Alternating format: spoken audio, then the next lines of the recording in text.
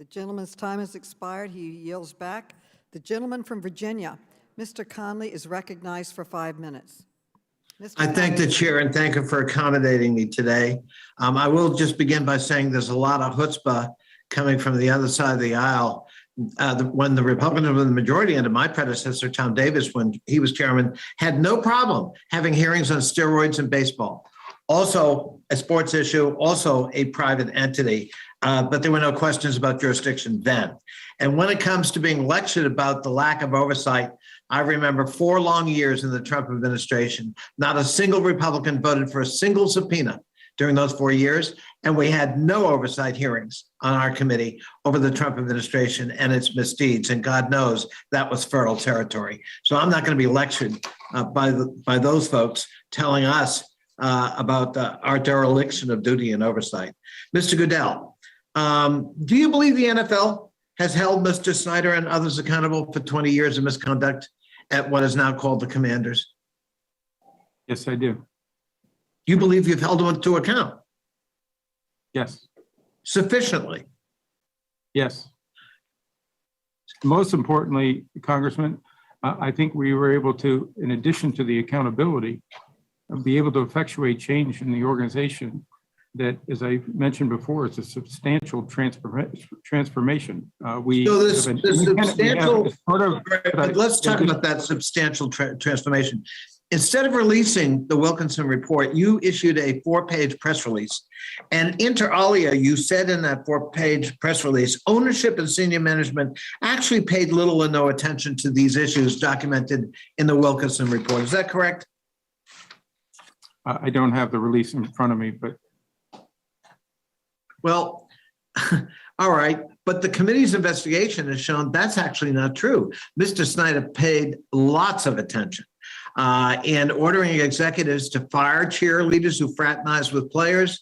He told other executives to keep cheerleaders, quote, skinny with big, and here he used a pejorative word to describe a part of the female anatomy. Or he said he'd kill them. He intervened in HR decision after HR decision personally, deciding never to punish the favorite coach who groped lower level employees, but punish the women in those cases, not the men, in a very consistent pattern. We've also now learned that there are at least 2 sexual assault allegations about him personally.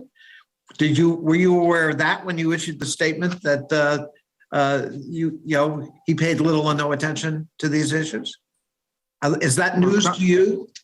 As Congressman, as I stated, I think earlier, the latest allegation was from your roundtable this February. So I was not aware of that until that time. So does that change your mind now that you're aware of it?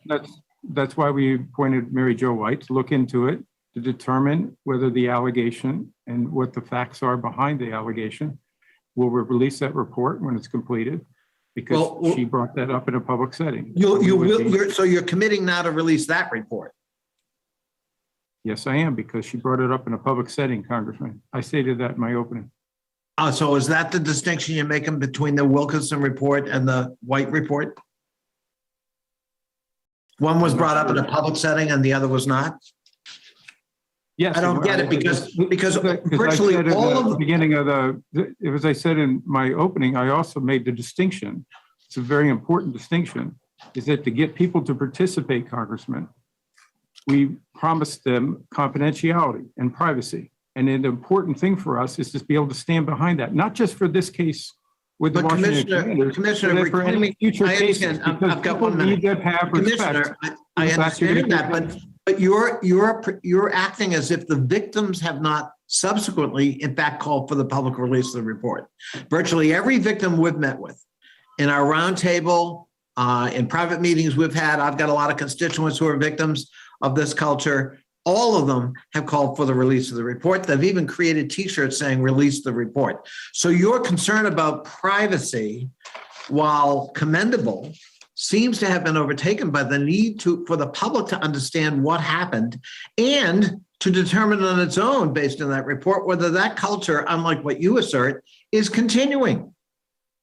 But Congressman, I would disagree with you respectfully on many occasions. There are obviously people who have come out. I mentioned again that in my opening statement. You have had witnesses that came forward, and I respect them for that choice. but there are also others that made a choice not to come forward, not to disclose their identities, and to request that their identities be kept private. We think that's fundamental in the concept of trying to make sure, to the committee's point here, none of us want sexual harassment or bad workplaces. We think it's fundamental to have a workplace that people can come forward and tell of incidents, and they can be followed up. We also have bad. Madam Chair, his time's expired. The gentleman's time has expired. Thank you for your questions.